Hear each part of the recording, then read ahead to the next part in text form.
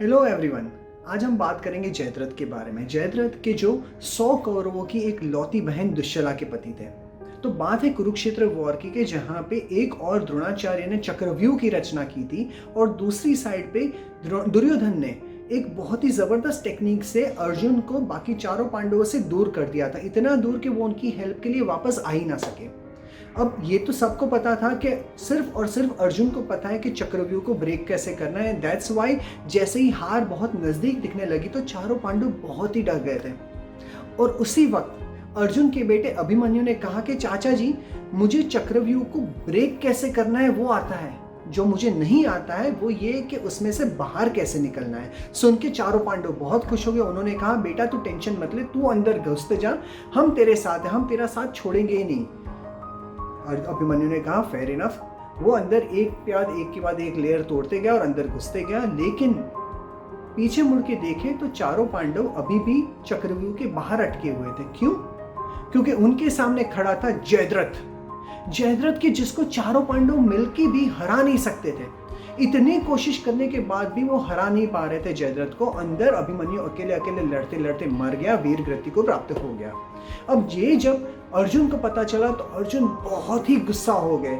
वो यहाँ पर कह गए कि चारों भाई आप लोग नपुंसक हो क्या, कि आप सब मिलके भी एक जयद्रथ जैसे इंसान को नहीं हरा पाए। और अर्जुन बहुत कुछ बोलने वाले थे और उसी वक्त कृष्ण ने उसे रोक लिया। उसे कहा कि अर्जुन, जयद्रथ उस वक्त अकेला नहीं था, उसके साथ था महादेव का वरदान।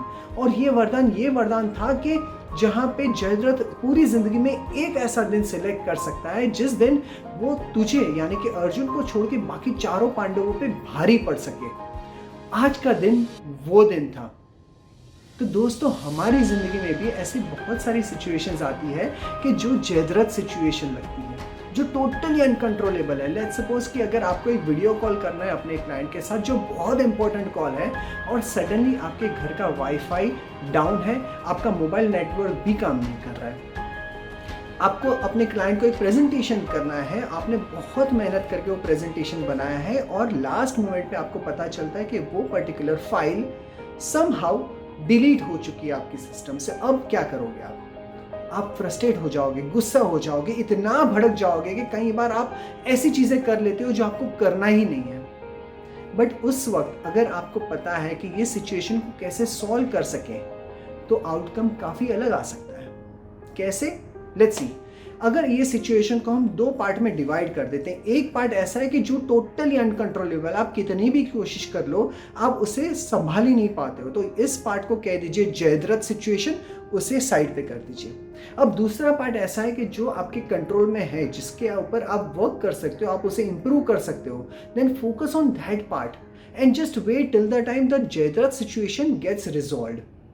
लेट्स सपोज कि अगर आपका वीडियो कॉल नहीं चल रहा है, नो प्रॉब्लम, बट आप अपने दूसरे कलीग को कॉल कर सकते हैं जो ऑलरेडी वीडियो कॉल पे है। यू कैन आस्क हिम कि keep your phone on speaker mode and then you can use your voice to communicate your idea to the client.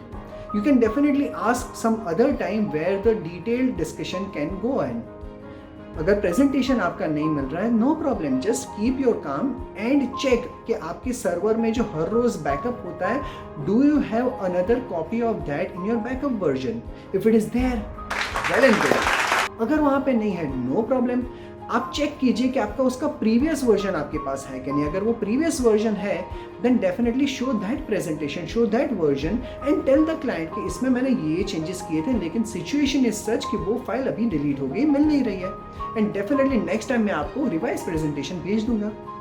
ऐसे काफ़ी सारी सिचुएशन जो बहुत ही अनकंट्रोलेबल लगती है, उसमें भी there is a section which is controllable. So friends, focus on that controllable section. Don't focus on the Jayadrath situation. अगर पांडवों को भी ये पता होता तो पांडव भी कुछ भी करके जयद्रथ को अवॉइड करके अंदर चक्रव्यूह में घुस जाते थे और somehow अभिमन्यु की जान बच सकती थी। लेकिन पांडवों को वो पता नहीं था, आपको वो पता है। Then use this knowledge to the betterment. मैं ये नहीं बोलता कि सिचुएशन टोटली इम्प्रूव हो जाएगी, चेंज हो जाएगी, लेकिन जो आउटकम है वो definitely will be way better than what it could have been. So friends, this was Jayadratha part 1. Next Sunday we will bring Jayadratha part 2 as well, but before that I have a request for you. आपने अब तक मेरे काफ़ी सारे videos देखे हैं, but अगर इसमें से कोई भी वीडियो में कोई भी लर्निंग ने आपके दिल को छुआ है, if it is touch your life, then please do subscribe to my channel which is here and try to share it to as many people as you can, because ये knowledge है जो बांटने से ही बढ़ेगा.